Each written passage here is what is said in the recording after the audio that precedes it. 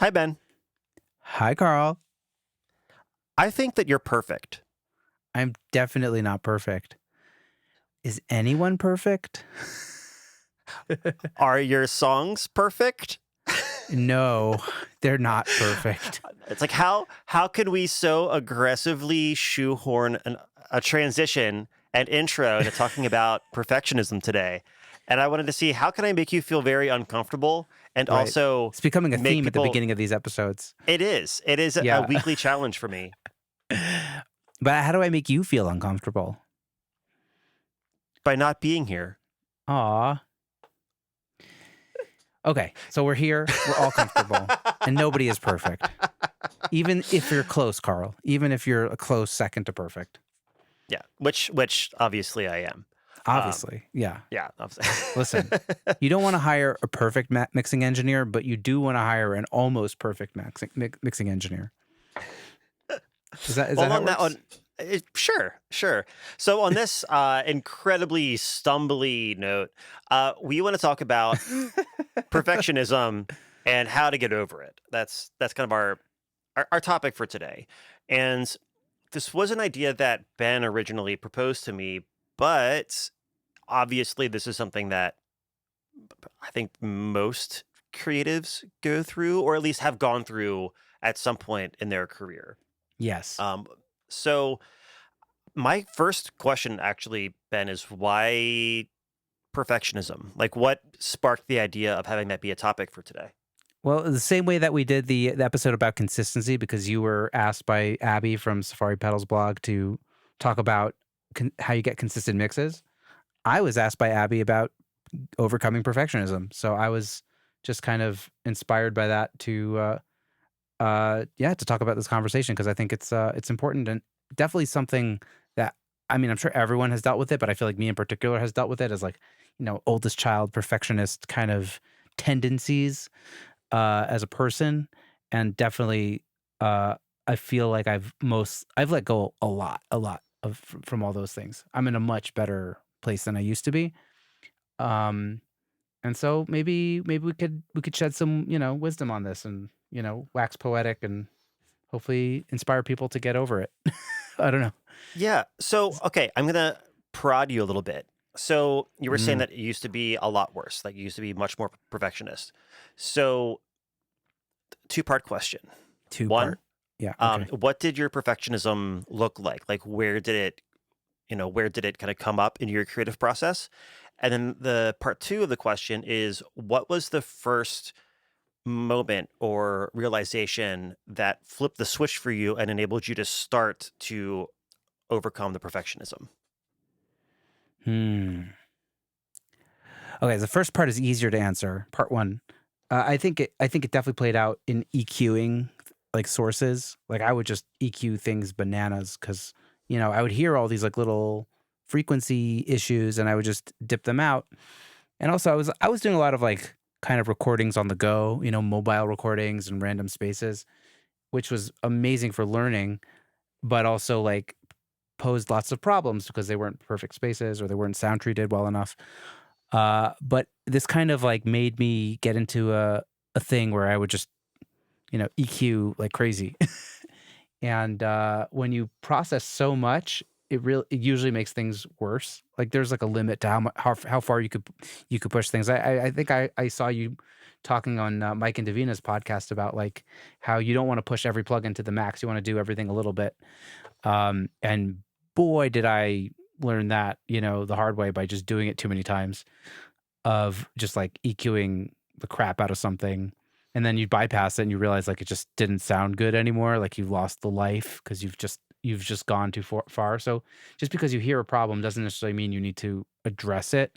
And I think leaving that stuff in, or just being judicious about which frequencies you do kind of, like, sculpt, is so important.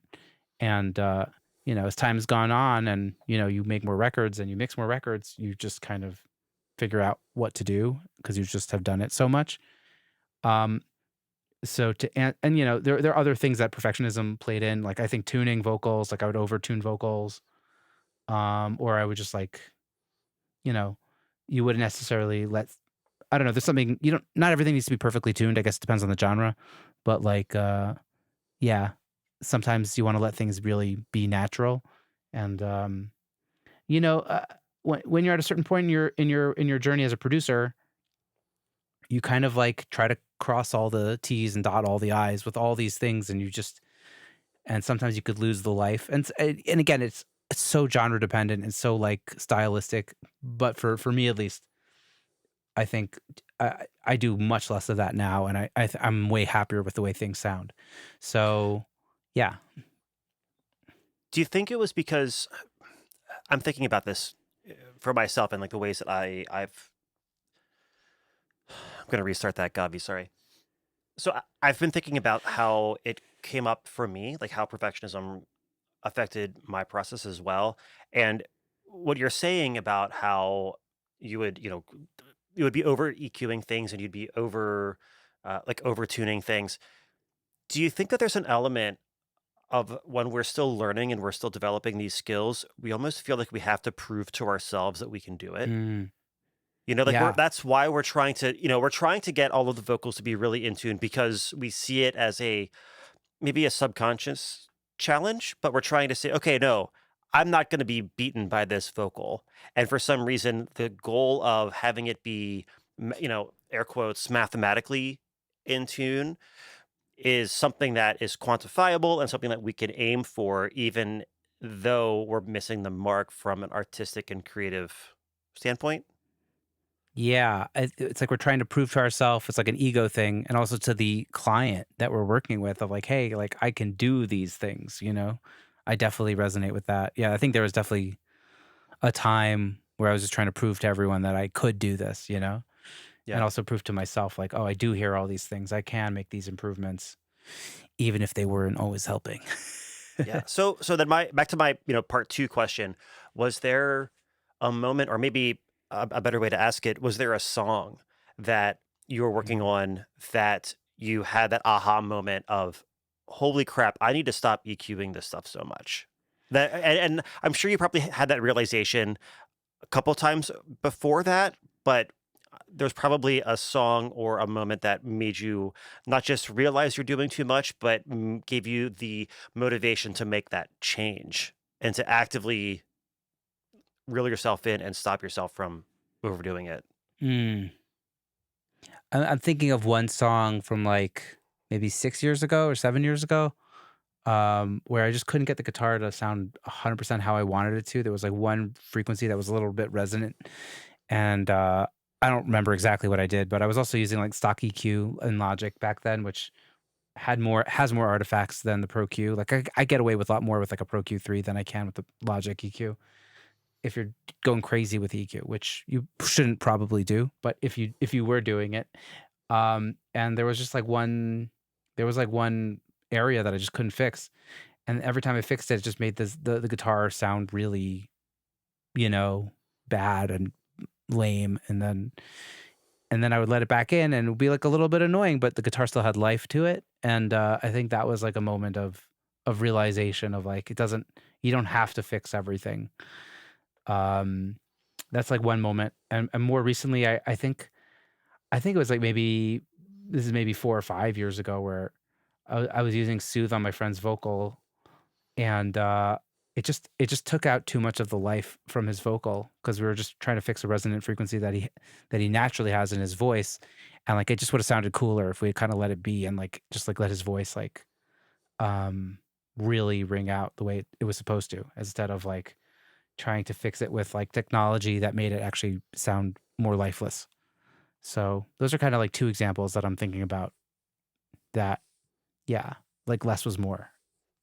Yeah. Uh So what did you do in that moment? Like what did you think when you had that realization that, oh, I'm using Soothe too aggressively on this vocal and it's taking away the character of his voice? Yeah. Obviously, I'm assuming dialed back Soothe in that moment, but did that, I guess, how did that make you look at other songs or other, instruments or vocal layers in the next couple songs that you were working on? Yeah, definitely being more judicious and being like, just because you hear it doesn't mean that it's the problem. And I think now it's much more of like a big picture approach. And like bigger EQ things are often just like fitting the puzzle together as opposed to, trying to fix a specific thing. And like when you really need to listen to the gestalt, the full picture of the mix to like see if something is actually bothering you. Like if something is like really too pokey. And and usually there's not going to be more than one or two things like that you're going to want to, at least in a vocal, right? Like there's going to be maybe one area that's annoying you, like maybe it's 4K, it's too harsh.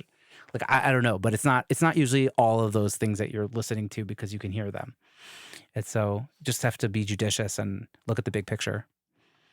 Yeah. How Yeah. about you, Carl? Well, I didn't answer the question. Oh, no, we did answer the question. Yeah. I think you did. Yeah. Well, I I, think we I still answered the have full another. question. Yeah, I think okay. you did. But But before you, what about you? I have another question for you. What's something that you still overdo now that you want to make a change for?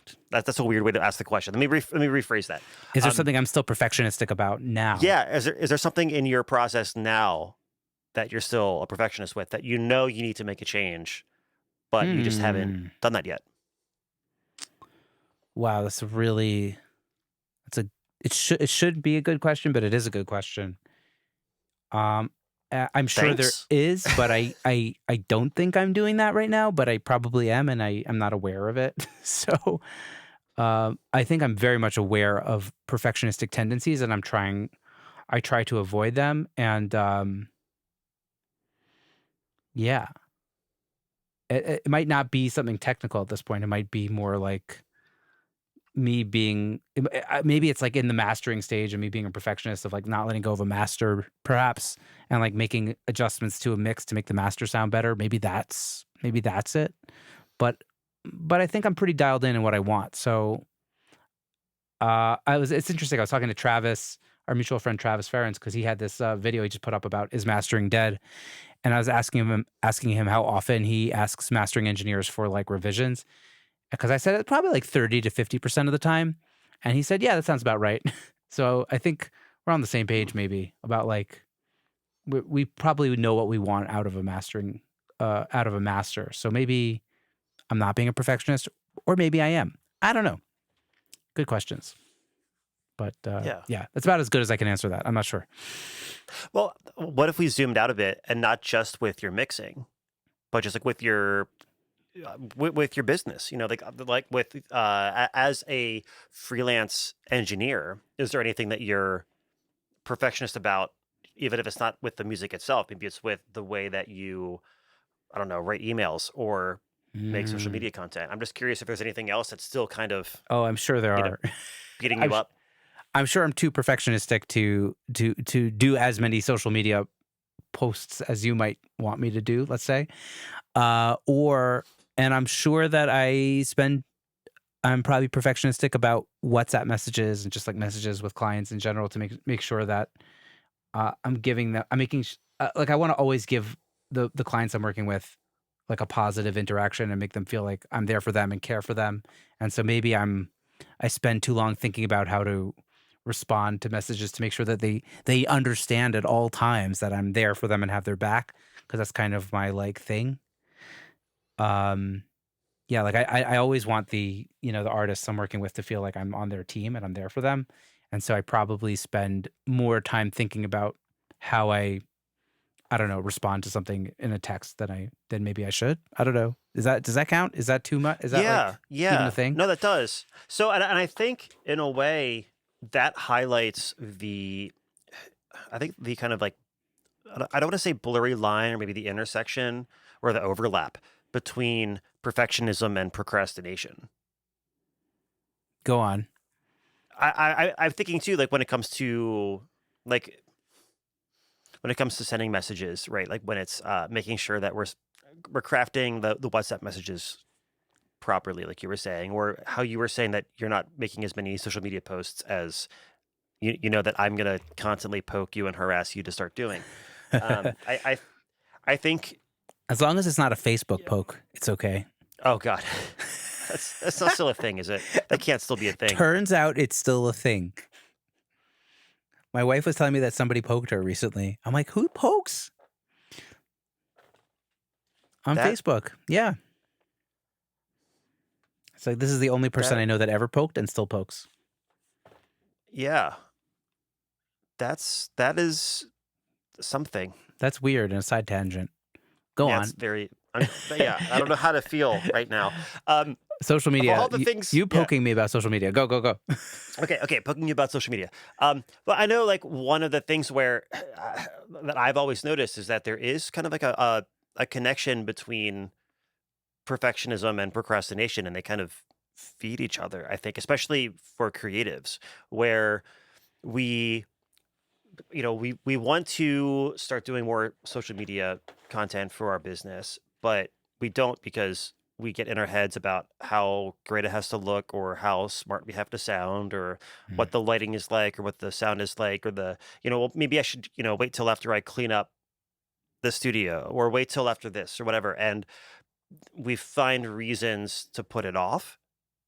And I think also that the longer that we wait to do something, like the longer that we're working on a song, right? Let's say that The we're more the momentum we artists. lose.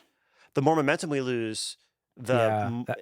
the more we're like kind of clinging to this idea of it not being perfect yet, and the longer we wait, the further perfection seems to feel. But yet, for some reason, we get more and more drawn toward it, or at least I've seen that happen so often with clients, with artists. Yeah. I definitely resonate with that. And also, like, I'm just thinking about like videos like I had thought to make for YouTube for like my podcast business or for this business, for mixing and stuff that I just didn't do because I'm like waiting to get a better, oh, maybe I should do a bit different camera angle. And you're thinking about the ways you could make it better rather than just doing it, even if it's imperfect.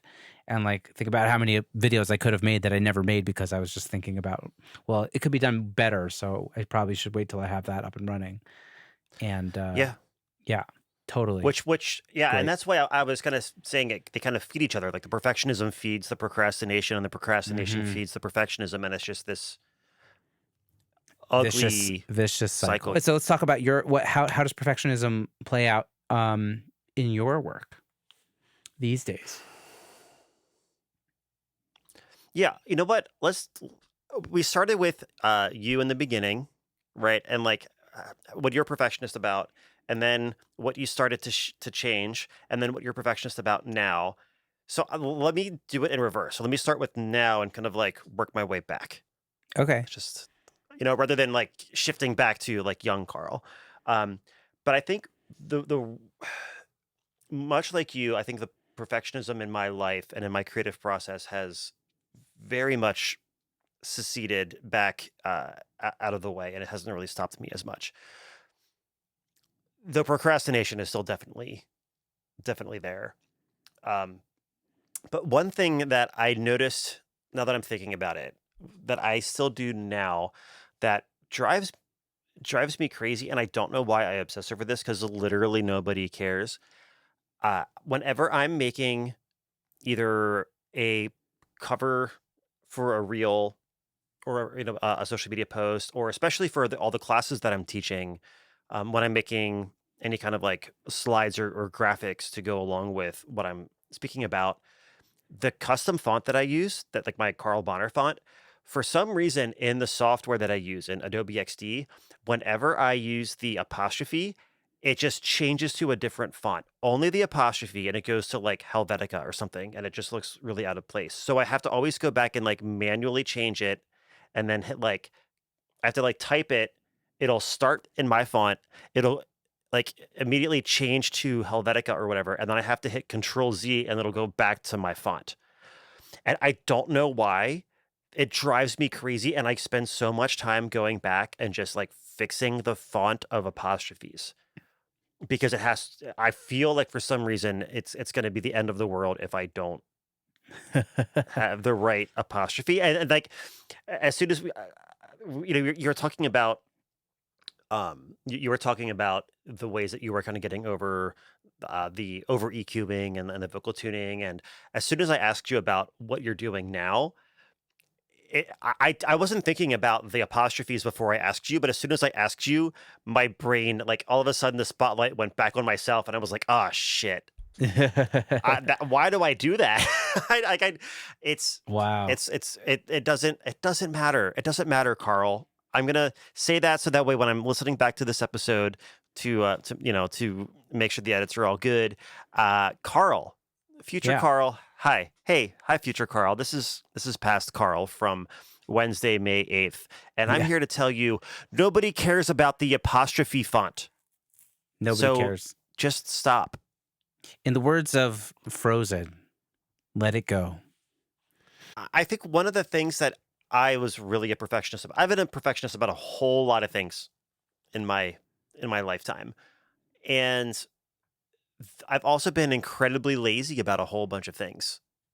And I've never really been able to figure out why I go one way or another depending on the task. But with the perfectionism, I do know for sure that I spent way too much time mixing when I first started doing production and mixing. I remember when I got my start, like really taking it seriously, and I was doing remixes for friends' bands. There were some songs that, man, I spent easily like 40 plus hours just mixing it, and they sound terrible, right? And I shouldn't be surprised they sound terrible, but I thought that more time equals better result, and letting go and just I think honestly the thing that really forced me to start making that shift away from that particular type of perfectionism of just mixing until it's dead and useless. It was just honestly time crunches. I think having deadlines forced my hand, and it forced me to let go of the perfectionism and let go of the idea of a perfect mix. And the looking back over the past couple years, I guess it's almost like 10 years now, which is crazy. But looking back, the increase in the number of projects that I worked on correlates with my willingness and happiness with accepting the fact that I'm never going to have a perfect song. Because the nature of doing as many songs as I do, like I don't have 40 hours per song to mix, you know? So it's kind of forced me, not only did it force me to just trust my gut, but it really forced me to develop my gut, Yeah. you know?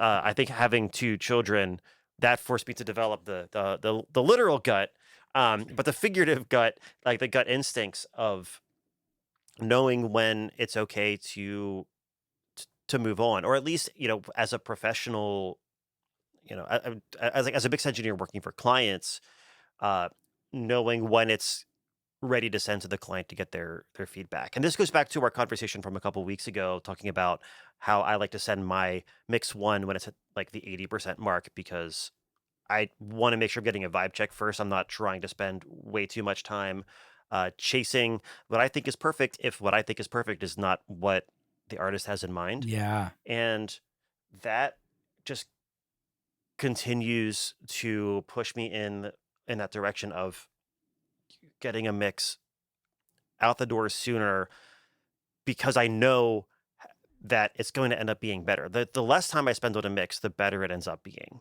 That's just how it tends to be, and that's hard. It's hard for a lot of people to hear, and it was definitely hard for me to hear years ago too. Yeah. But I'm thinking about I did an interview for Secret Sonics with John Greenham, who mastered the first Billie Eilish record, mhm, the one that everyone loves, and he was just saying like, when you're a professional mastering engineer, you just like get the song and you basically like spend 15 minutes and it sounds better and then you move on to the next song because you got a lot of songs on your plate and that's basically how it works. And so you basically just have to like use your ears and trust your gut and just make decisions and go. And that's yeah, pretty much it for like that upper echelon of like mastering engineers, you know? So and it's probably for the better because like you're just kind of if you're if you're doing something quickly and you're going with your years of experience and your know-how and like the reps that you've put in, there's not too much to think about. You just kind of do as good of a job as you can and you move on to the next project, you know? Yeah, and you hit revisions when you have them. Yeah, and totally. Yeah, and then when you have them, when the artist wants something different, then you just you adjust from there and you remaneuver. Yeah. I had an example from yesterday where I did a mix for one of my favorite clients that I'm working with. I've been working on a bunch of stuff with him for, I think, probably 3 or 4 years now. And I did mix one in about an hour and 15 minutes. Like it was super fast. It just kind of really came together. I felt really good about it. Sent it over thinking it was the 80% like vibe check mix. And he came back with just, oh my God, like this is amazing. He had two notes, one of which was just to automate there's like a seashore sound effect going into the bridge, just automate the end of that a little bit sooner. And then the other note was, oh, I sent you the wrong file. Can you just swap this one out? And those were the notes. And it took me, I think, 2.5 minutes to to like make those changes, and then it was done and approved. So I spent a grand total of like less than 80 minutes on the song, and I That's love it. insane. Like and it's like, and I really like how it turned out. Like I really love this song, and obviously not every song is going to have that kind of experience, but I think what I would have done in the past is, perfectionist Carl would have told me, "Oh, well, I only spent an hour 15 on this, so therefore it can't be good enough yet." Right, then you go There hunting for ha problems. Yes, and I think as mix engineers, when we start looking for problems, I think there ends up being a bit of that patterns in the static sort of issue where we hear things that aren't actually issues. Yeah, and then you can lose that big picture thing that you probably got right the first time. Yeah, and that's, I think that comes back to the reason why so many people do the over EQing as an example, because we feel like, oh well, we have to EQ this. That's what Right. mix engineers do, right? And if I'm I not heard doing this this, problem, therefore I must solve it. yeah. And sometimes it's like, oh well, guitars are known to be tricky, vocals are known to be tricky, so I have to go figure out all of the problems that this vocal has, even if it doesn't, or if the guitar part doesn't have any issues. We're looking for problems to solve, and whether that's because we're just taught directly or indirectly that you know piano is going to be boomy, so you have to remove some of the low mids, or vocals you have to be really careful about the upper mid range. Whether we're taught that, or just the fact that, like we said earlier, we're trying to convince ourselves that we can do it. We're trying to convince ourselves that we're worth the money that Yeah, we're charging, yeah, when in reality we're we're doing it for, whether it's I don't know if it's an ego thing necessarily, or just some sort of getting over like an imposter syndrome yeah, issue. I don't know what it is, but there yeah, are all these kind of reasons in our head yeah, that are making us make these decisions, as opposed to the song making us make those decisions. yeah. I'm with you on all those things. And I think yeah, like great mastering engineers are paid to be judicious and not necessarily do very much. You know, like that's like that. And I'm thinking about my interview with Scott Hall, like saying like I barely touched the CQ more than like, half a dB, like they're you don't see like yeah, I'm specifically thinking about mastering engineers for some reason, but also mixing engineers. Like it's not just about what you do; it's about what you don't do. Because that being able to actually say I don't need to do that is what's serving the song sometimes more than I need to do that just to prove that I'm legit and I'm not an imposter. So like you Yeah. have to get over yourself and do what's best for the song. Yeah. And I think what that's making me think of is, just for some context, the really, top tier mastering engineers are usually mastering top tier mixes and top tier That's also productions, true. right? That's also true. So, yeah, no shit, you're not going to be doing too much to it, because it's coming to you, and way better than, somebody that's paying, $500 for a master is going to send you probably a song with less issues to fix than somebody that's paying $40 for a master. Right. But I think that actually might be one of the reasons why we have a hard time letting go of searching for problems, because when we're starting out, especially when we're starting out getting paid, we're not charging very much money, and the clients that we're working with are probably also not very far along. So Yeah. naturally, when That we're little the bit of money is least a lot for them at that stage of their career, yeah. probably. So we the times that we are the least skilled, the least developed, the least prepared, we are working on the stuff that needs the most help. You know what I mean? Like, that's kind of like the weird imbalance of being a producer or an engineer, because we're doing the hardest. We have like the most work to do, the most problems to fix when we are the least prepared to actually fix them. So then, as we start getting better at our craft and we start working with better clients who are also giving us better files to work with in the beginning, or from the start, it does take some conscious, self-awareness to be able to say, okay, I'm getting better files. There aren't as many issues here, so I don't have to look for issues that aren't there. Just because I'm used to having to fix a zillion things doesn't Man, mean that there are going to be a zillion things to fix in these songs. Carl, this is gold. I want everyone to rewind this and listen back to the last 2 minutes. This is totally it. And I think that there's something good about that also, like because you're going to make those mistakes and you're going to overdo it on these songs at the beginning of your career, and this is going to actually give you skills. And this is something I actually told Abby when she interviewed me about this, or when I sent her my answer to her question, was that like I actually gained a lot of knowledge about EQ when I was over EQing, and I gained a lot of knowledge about what frequencies sound like, like different frequencies sound like and stuff. And so now I have a skill set of EQing that I can put to much better use now with more skills and being more judicious about it. And so Yeah. like, you know, thank God you're doing those making those mistakes on like, on mixes or productions that, are not as high stakes. Yeah. uh And and that's yeah, part of and I it. say That's part of the process. absolutely. And I say that's one of the best things that happens to me from like the COVID era was the fact that I had to mix songs that were all recorded at home by people that probably had never recorded much on their own. Like, everybody had to go remote, and there were so many artists and producers that were not used to doing it themselves, or at Should have least not invested used. in like Focusrite in 2019. That would have been like the move. Yeah. Yeah, that's a good point. Go. Well, when I'm we sorry, I when cut we you off. develop our I couldn't help it. Go on. it's all good, all good. What was I saying? About 2020 Oh, doing all those, yeah, having to deal with those recordings. yeah, and I think the best thing that happened to me from COVID, honestly, that whole era, was the fact that I was doing hundreds of mixes a year that were all recorded poorly.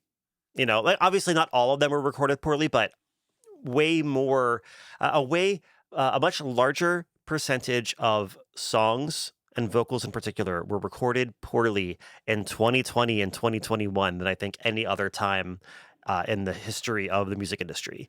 And during that time, I did like 600 mixes or something like that. So it forced me to not just make poorly recorded, $100 condenser mics or like USB mic recordings sound great, but it also really forced me to see the whole, like, the